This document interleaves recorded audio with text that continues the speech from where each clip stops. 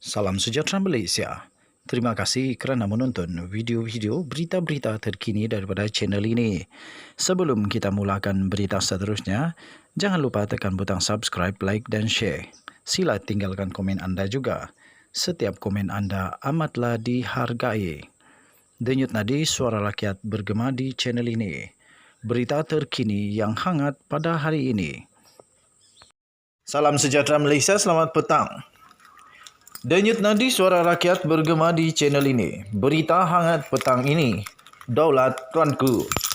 Tita Agung jangan hina atau persenda agama atas nama kebebasan bersuara. Berita penuh. Yang di-Pertuan Agong Al-Sultan Abdullah Riyatuddin Al-Mustafa Billah Shah telah bertitah supaya rakyat jangan sesekali memperkecil, menghina dan mempersembahkan agama semata-mata atas nama kebebasan bersuara. Seri Paduka Baginda yang di-Pertuan Agong juga menuntut agar kesucian semua agama dipelihara dan dihormati pada setiap masa. Titah Baginda, agama bukanlah merupakan satu perkara untuk bergurau sendah dan dijadikan bahan jenaka. Beta khawatir perbuatan sedemikian bakal menyemarakkan api perkauman dan meruntuhkan ikatan perpaduan antara semua kaum yang telah terbina semenjak sekian lama. Titah Baginda sempena Majlis Sambutan Ma'al Hijrah, Peringkat Kebangsaan dan Majlis Bacaan Yasin sempena Hari Pahlawan di Majlis Wilayah Persekutuan Kuala Lumpur malam tadi. Turut berangkat ialah Raja Permaisuri Agung, Tunku Haja Azizah Aminah Maimunah Iskandariah. Majlis itu juga dihadiri oleh Perdana Menteri Ismail Sabri Yaakob, Menteri di Jabatan Perdana Menteri Hal Ehwal Agama, Senator Idris Ahmad serta Jemaah Menteri. Mengambil keberkatan kedatangan Tahun Baru Hijrah ini, Al-Sultan Abdullah turut menyeru semua rakyat untuk memelihara nikmat dan rahmat negara yang merdeka dan berdaulat ini. Titah Baginda, semoga Allah SWT menyinari hati dan sanubari kita dengan semangat perdamaian, menghindari dari sifat-sifat yang boleh mengundang perpecahan, dan melindungi negara yang disayangi ini dari sebarang musibah dan bahaya. Titah Seri Paduka Baginda. Al-Sultan Abdullah bertitah sesuai dengan tema Sambutan Ma'al Hijrah tahun ini, iaitu Keluarga Malaysia Pemangkin Kemakmuran. Peristiwa hijrah Rasulullah SAW perlu dijadikan panduan untuk membina sebuah negara yang stabil dan gemilang. Seri Paduka bertitah susulan daripada peristiwa agung itu, telah lahir sebuah negara Islam yang menjadi titik tolak perkembangan dan penyebaran agama Islam ke seluruh dunia. Al-Sultan Abdullah bertitah, pembinaan Madinah merupakan realiti sebenar perpaduan dan kesatuan masyarakat majmuk sebuah negara Islam yang paling berjaya dalam sejarah politik dunia. Kesatuan tersebut berjaya dicapai menerusi kesepakatan semua kaum dan agama untuk hidup bernaung di bawah pemerintah yang berteraskan kepada Piagam Madinah. Titah Seri Paduka Baginda. Daulat Tuanku, untuk mendapatkan berita lengkap, sila layari malaysiakini.com. Bertarikh 30 Julai 2022 dengan tajuk Titah Agung Jangan Hina atau Persenda Agama atas nama kebebasan bersuara. Denyut nadi suara rakyat bergema di channel ini. Kita jumpa lagi. Bye-bye. Salam sejahtera Malaysia, tuan-tuan dan puan-puan yang dihormati sekalian. Sekarang jam 9.07 malam, tuan-tuan dan puan-puan yang dihormati. Tuan-tuan dan dihormati sekalian. Apa bezanya Tun Mahathir dengan Najib Razak? Beza utama antara Tun Mahathir dan Najib Razak pastinya tentang kebijaksanaan, nama, banyak lagi lah beza. Kemudian umur pun Mahathir jauh lebih tua daripada Najib. Najib baru 69, Mahathir dah 90 lebih. Pertama. Kedua tuan-tuan dan puan-puan, walaupun ramai sangat duk kata Mahathir pun sebenarnya kaki rasuah, makan rasuah dan sebagainya, tetapi beza utama antara Najib Razak dan Tun Mahathir, tidak ada bukti di dalam akaunnya masuk wang yang disebut itu. Manakala Najib Razak, di setiap akaun dia semua ada bukti yang wang itu masuk. Mungkin itulah beza utama. Sebab itu Tun Dr. Mahathir Mohamad berani kata dan berani cabar kepada mereka yang berkenaan yang yang menuduh, yang dia rasa tertuduh bahawa dia ada makan duit daripada UKSB. Sampai Mahathir kata, tuan-tuan dan puan-puan, dia kata, periksalah akaun bank saya, kata Dr. Mahathir. Dan dia turut menafikan terima wang UKSB. Jadi dia kata, periksalah akaun saya. Memang selama ini setiap usaha pemeriksaan kepada akaun Mahathir mesti tak ada jumpa punya lah. Sampai sekarang belum ada lagi dakwaan, belum lagi didakwa sebarang pendakwaan kepada Tun Mahathir. Belum ada ya tuan-tuan dan puan-puan. Berlainan dengan Najib Razak, Najib Razak menerima wang dalam akaun. Dan setiap jumlah yang disebut sebagai dimakan ataupun sebagai diterima, sebagai diseleweng, sebagai apa sajalah, exactly jumlah itu ada dalam akaun. Aduh, jadi susahlah.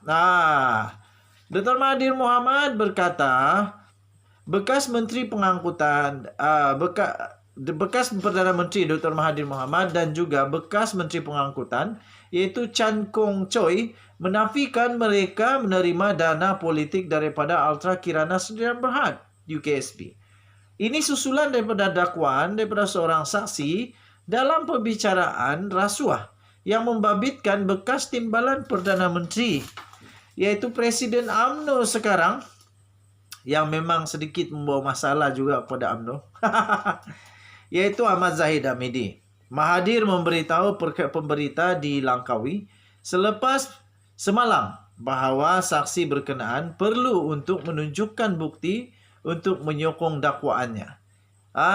Jangan sembarang cakap, leje boleh ditulis, kata mungkin dalam maksud dia begitulah, mungkin leje boleh ditulis.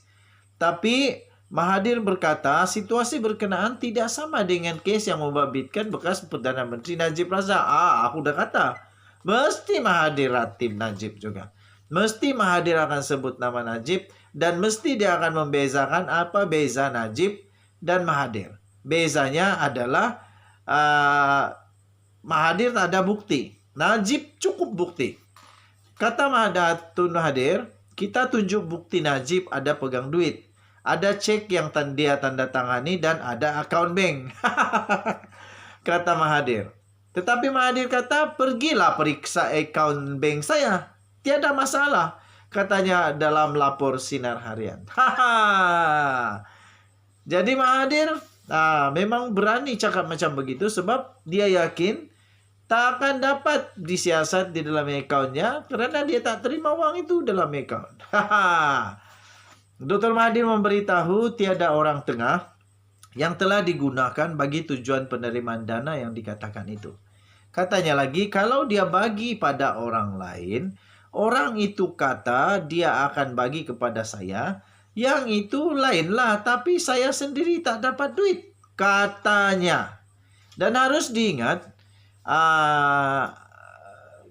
menurut laporan itu, yang telah terima wang itu anak saudaranya. Tetapi ada satu dokumen yang baru kita terima yang daripada anak saudara Mahathir ini tentang perkara itu. Akhirnya dia buat pengakuan yang pasti akan merungkai segala jawapan. Nantikan sebentar lagi saya akan buat video khas untuk itu pula, ya. Khas untuk itu bagaimana sebenarnya apa yang terjadi. Betulkah anak saudara Mahathir terima wang itu ataupun tak ada, sebenarnya dicipta saja. Ada dokumen, bukti. Semalam bekas pengurus pentadbiran UKSB iaitu David Tan Siong Sun telah memberitahu Mahkamah Tinggi Shah Alam bahawa ledger rahsia syarikat itu merekodkan pembayaran 2.6 juta kepada Mahathir melalui anak saudaranya. Tuan-tuan dan puan-puan, Tan berkata demikian ketika disoal balas oleh pasukan pembelaan Zahid yang merupakan Presiden UMNO juga. Zahid telah dibicarakan kerana menerima rasuah daripada UKSB. Selain Mahathir, Peguam Zahid turut menyoal Tan mengenai catatan lain dalam ledger di mana Chan antara lain dituduh dibayar oleh UKSB. Menurut The Star, Chan menafikan menerima 7,8 juta daripada UKSB. Chan adalah Menteri Pengangkutan antara 2003 dan 2008. Katanya tiada wang sedemikian. Tiada wang sedemikian diberikan kepada saya sebagai pembiayaan politik atau kepada saya secara pribadi, katanya. Seperti Mahathir dan lain-lain yang dituduh menerima dana UKSB, Chan berkata dia bersedia untuk disiasat oleh pihak berkuasa. Jadi semua mereka sedia untuk disiasat dan sedia memberikan kerjasama. Mereka siap-siap sedia buat apa saja untuk membuktikan bahawa mereka tidak bersalah. Seperti biasa.